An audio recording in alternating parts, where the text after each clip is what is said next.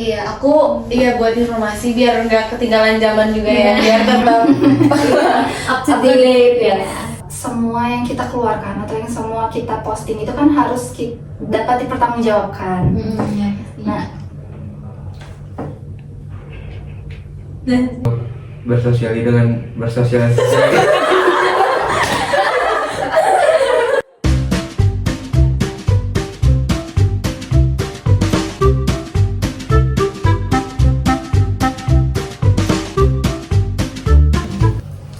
Halo semuanya, selamat datang di podcast kami yaitu Satu Suara.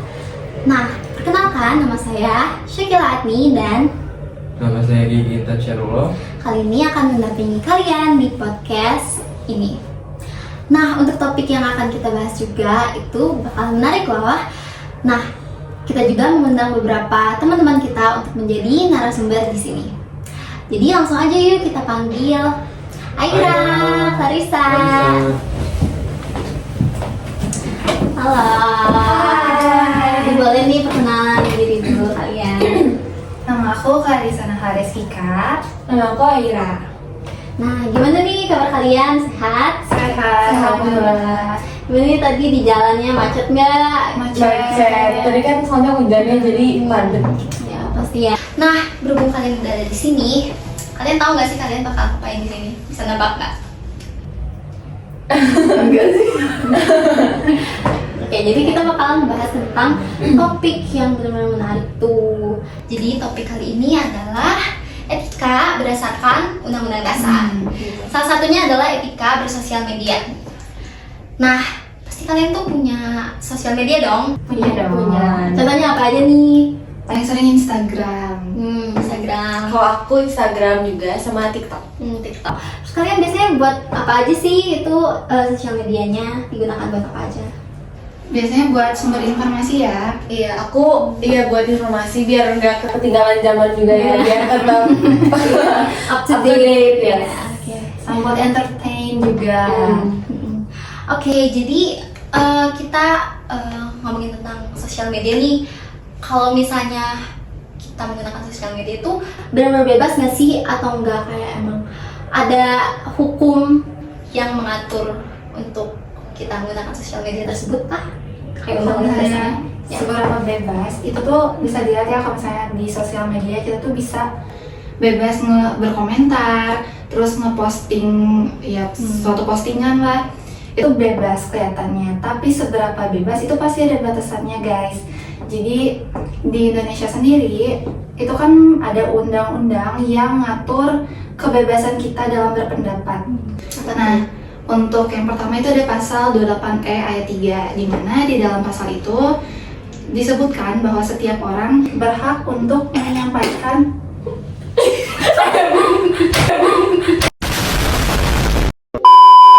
pasal 28 ayat 3 sendiri itu berisikan kalau misalnya setiap orang berhak untuk mengeluarkan pendapat mereka. Nah, tapi setiap pendapat yang kita keluarkan itu pastinya harus dapat dipertanggungjawabkan kan. Nah, itu juga selaras dengan Undang-Undang Nomor 9 Tahun 1998, di mana di situ dijelasin kalau misalnya kita tuh berhak berpendapat dan bertanggung jawab atas pendapat tersebut gitu. Oke, jadi kalau misalnya bersosial media itu benar-benar bebas dong. Dan kalau misalnya mau ngekritik gimana?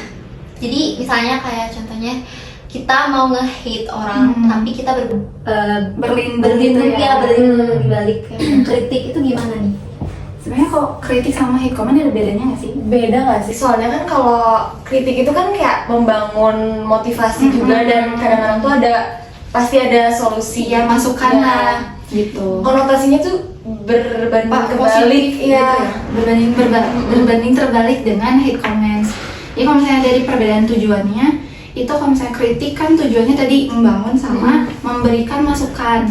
Tapi kalau misalnya untuk hate comment itu lebih kayak nggak ada tujuannya kan sih? konotasinya jelek guys. Iya. Terus habis itu buat ngebedainnya ada ciri-cirinya. Kalau misalnya kritik itu bahasanya sopan yang digunain, dan biasanya ada solusi yang diberikan, dan yang terakhir itu bersifat objektif, jadi sesuai fakta yang ada. Tapi kalau misalnya hate comment itu biasanya mengandung unsur hinaan kan. Iya, kayak nggak gila-gila gitu Iya, orang, kayak kayak gitu. menghina fisik gitu kan. Terus Itu biasanya jelek kan ya, jelek maksudnya banget. kayak nggak perlu gitu. Terus biasanya ngapain juga kan. biasanya bersifat subjektif. Dimana kalau misalnya ada postingan orang, terus ada yang komen, ih jelek banget gitu kan, tapi kan itu subjektif kan. Gitu sih perbedaannya.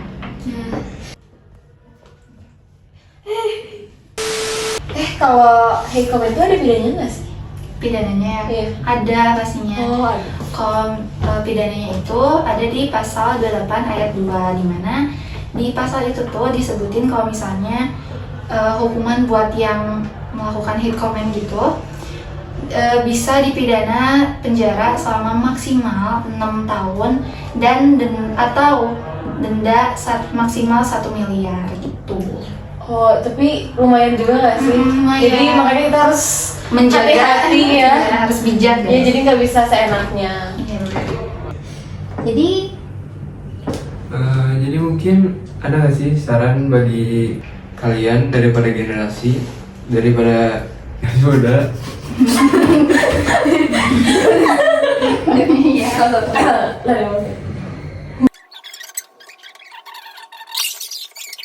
Oke, jadi ada nggak sih saran bagi kalian para generasi muda untuk bersosial media dengan baik dan bijak?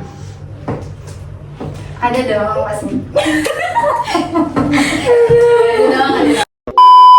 Ada dong pastinya. Kita sebagai generasi muda itu harus menjunjung tinggi nilai etika dan moral nggak sih? Iya. Kayak Kalau misalnya nih kalian kayak nemu kayak hate comment yang negatif, kayak kalian bisa report dan apa ya? kayak ngasih nasihat lah buat orang itu. Iya, kayak reply kayak jangan kayak gitu ya komennya gitu. Jadi kayak mulai mensortir aja gitu. Mana komen yang baik dan mana komen yang buruk. jadi kita nggak boleh ikut-ikutan gitu ya. Iya, Harus no big bijak. no. Harus bijak dalam bersosial media. Iya. Ya, pasti dong. Nah, selanjutnya kita bakalan ngebahas tentang topik yang lebih panas akhir-akhir ini. Ya, jadi guys, disclaimer nih, kalau misalnya sekarang tuh kita ngebahas tentang postingannya, jadi bukan oknum dari pemilik akun tersebut ya. Jadi kalian pernah dengar kan tentang akun Bapak? Iya, Tahu. pastinya. Nah, di sini dari akunnya ini menurut kalian tuh apa aja sih yang bertentangan dengan etika undang-undang dasar sih? Kalau misalnya dilihat dari postingan yang beredar, itu kayak pencemaran nama baik, bahkan sampai ke pelecehan, dimana perbuatan atau postingan tersebut tuh kayak bertentangan sama pasal yang tadi aku udah sebutin. Kan kayak semua yang kita keluarkan atau yang semua kita posting itu kan harus dapat dipertanggungjawabkan. Ya, Nah, udah gitu aja. Nah, di akun itu tuh bisa dilihat ya dari postingan yang beredar, kalau misalnya isinya tuh banyak pencemaran nama baik sampai ke pelecehan gitu. Oh iya, yang pencemaran, ada salah satu pihak yang dicemari gitu Iya. nggak sih, kayak sampai diejek-ejek gitu ya kan? Terus ada juga kayak postingan salah satu artis di Indonesia yang jatuhnya kayak ke pelecehan gitu loh, gitu sih. Pokoknya Jadi kayak akunnya tuh apa ya, nggak bukan buat contoh gosip yang doang baik, gitu ya kan? bukan contoh yang baik guys, dan nggak sesuai sama pasal dan pasal-pasal gitu. Oke, jadi nih ngomongin tentang pelecehan nih tadi, aku tuh pernah denger nih ada salah satu kasus gitu ya di pesantren. Ini pasti kalian udah tahu juga lah ya. Iya. Kayak tentang santrinya nih dilecehin sama ustadznya, padahal kan itu tentang apa ya, Islam gitu ya, maksudnya Iya. kayak agama banget gitu. Kenapa bisa sih kayak gitu? Dan menurut kalian nih, pendapat kalian gimana tentang kasus tersebut? Kalau kita turut prihatin ya sama korbannya, Iya. karena apalagi kan tujuannya ke pesantren itu kan buat belajar agama, buat Iya. tobat, tapi Iya. malah ada kejadian yang iya diperlakukan seperti ya nggak agak senonoh terduga. kan. Iya. Kayak gitu. Nah, ada nggak sih UUD yang mengatur tentang pelecehan-pelecehan kayak gitu? Ada itu tuh Undang-Undang Nomor 12 Tahun 2022. Isinya itu mengatur jenis-jenis kekerasan seksual termasuk pelecehan seks non fisik dan fisik. Terus Berarti catcalling juga ya masuknya? iya. Soalnya kan pasti pernah nggak sih kayak di jalan Iya. sama om-om Iya. gitu yang Yang nggak jelas banget, Nggak nyambung tiba-tiba di siul-siul Iya. kayak "Yuk, neng-neng" gitu apa Iya. pasti risih kan. Terus ada juga pasal 473, isinya itu setiap orang yang memaksa seseorang untuk bersetubuh akan dipidana atau dipenjara maksimal 12 tahun.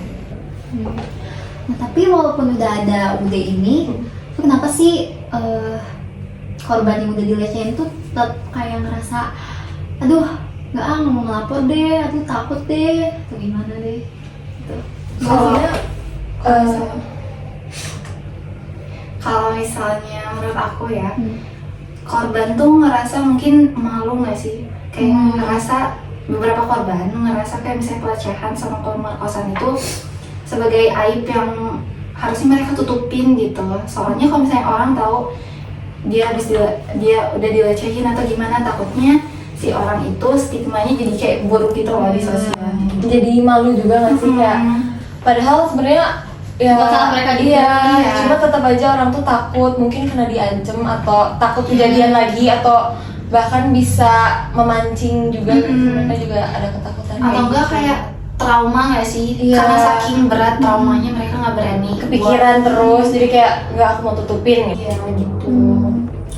Nah, tapi aku juga pernah dengar nih, katanya tuh ada yang udah ngelecehin nih si korbannya, tapi malah di penjaranya tuh kayak cuman 2-5 tahun gitu. Oh, yang di berita yang nggak sesuai Iya. sama ini ya, nggak sesuai sama pidana ya. Nah, itu tuh sebenarnya sebanding nggak sih sama trauma yang udah dirasain sama si korbannya gitu? Enggak. Enggak kan? Enggak. Iya. Gimana tuh? Soalnya kan trauma kan seumur hidup ya, bisa jadi bukan bisa Iya, jadi jangka sih, panjang. iya, jangka panjang. Sedangkan kalau misalnya pelaku itu ya di penjara ya, Ya kayak gak setimpal sih sebenarnya karena berpengaruh ke yang lain juga kayak faktor misalnya jadi kayak menghambat pendidikan, terus jadi jauh juga sama keluarga bisa aja. iya.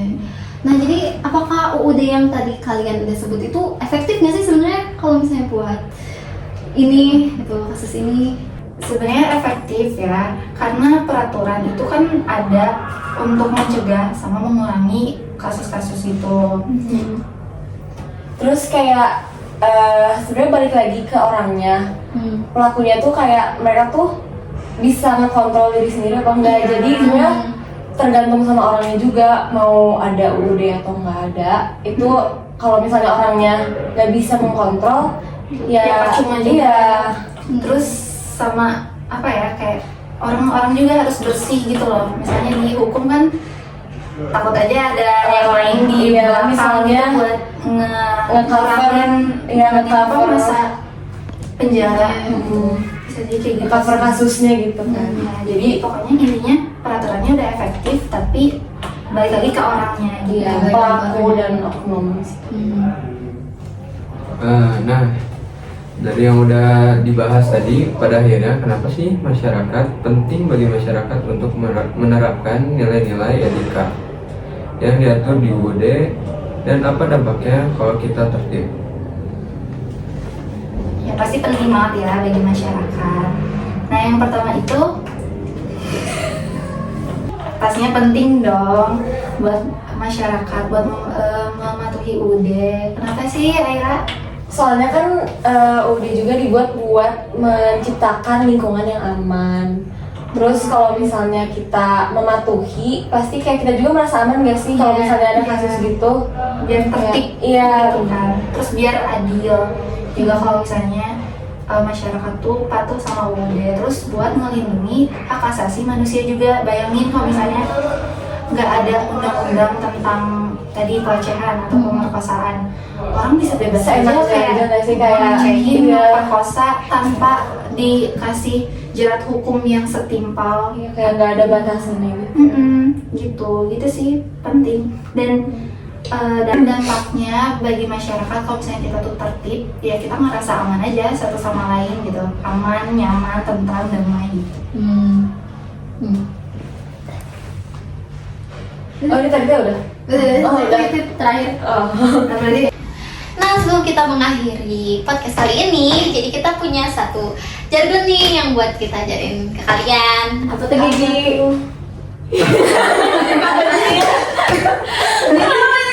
Jadi jargonnya itu adalah apa tuh Gigi?